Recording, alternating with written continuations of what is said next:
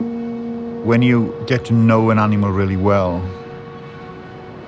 and you can actually enter its world, you start feeling the wind on your skin, and it's like seeing the world in Technicolor.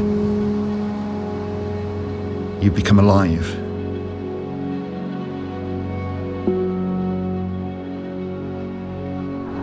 Climate change is robbing the world of its biodiversity, its only natural defense against rising carbon levels. We are facing the greatest environmental catastrophe of our time. The world is sick, and the condition, if left untreated, may well be terminal. Copy that. Sounding great, Carl. Thank you.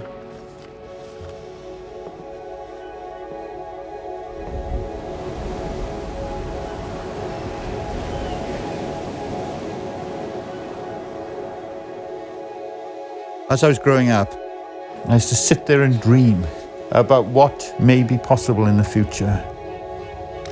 I didn't want to be an objective scientist watching through binoculars.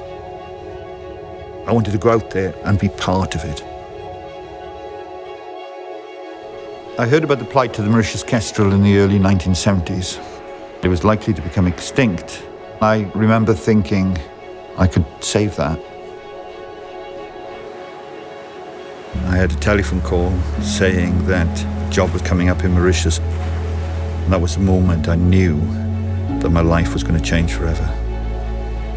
I just remember thinking, wow, this is great. I've never wanted anything more than this in my whole life.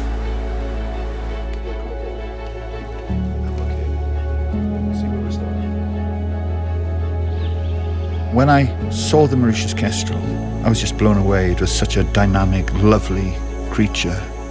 And I threw myself into saving them. And it became my absolute life. Mauritius is a paradise island, but it's just a veneer which is hiding a devastated ecosystem. A symptom of man's destruction of natural habitat. We found 6 eggs. I put them in an incubator. I slept on the floor of the room where the incubator was and I waited for them to hatch. And they all died. I was just devastated. Deep down, I felt that I was responsible.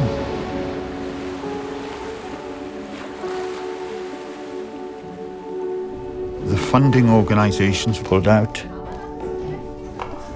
And I was told time and again that it was a hopeless situation.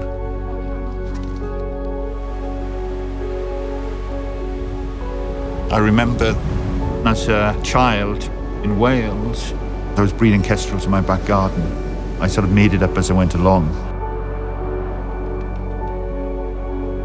I had this burning desire deep down that I wanted to do something to help.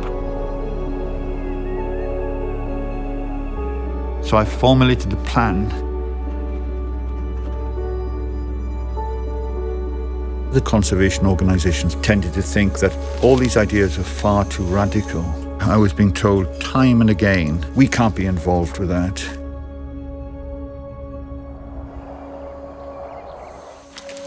I went and took the last clutches of eggs from the last 2 pairs of Mauritius kestrels. I was taking huge risks. I thought, I can't allow the Mauritius kestrel to become extinct. I can't be involved with that.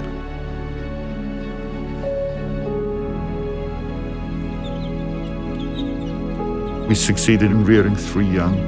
I spent days, weeks living with them. I just was blown away with, the emotion was just so strong.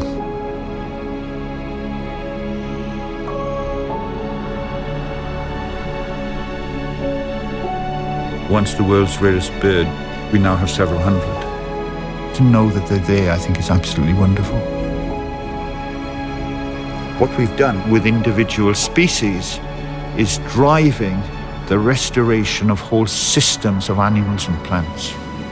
One of the most effective ways of countering the impacts of climate breakdown is to restore natural habitats, absorbing some of that carbon dioxide, reversing the catastrophic effects of climate change.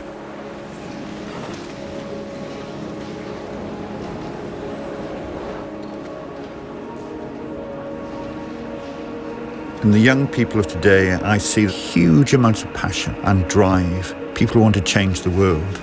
After saving the Mauritius kestrel, he went on to save a further 8 species from certain extinction. Please welcome to the stage Professor Carl Jones.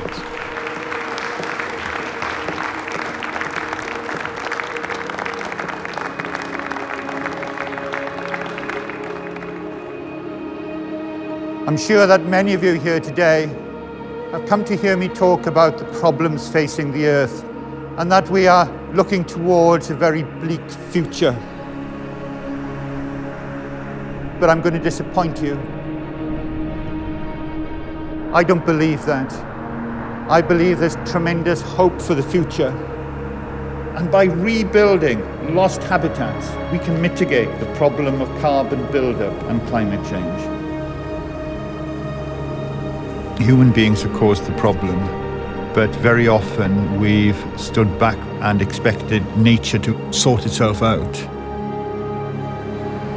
We're now realizing that we have caused so much damage to the world that we've actively got to start putting things back together again, reversing the problems that we've caused.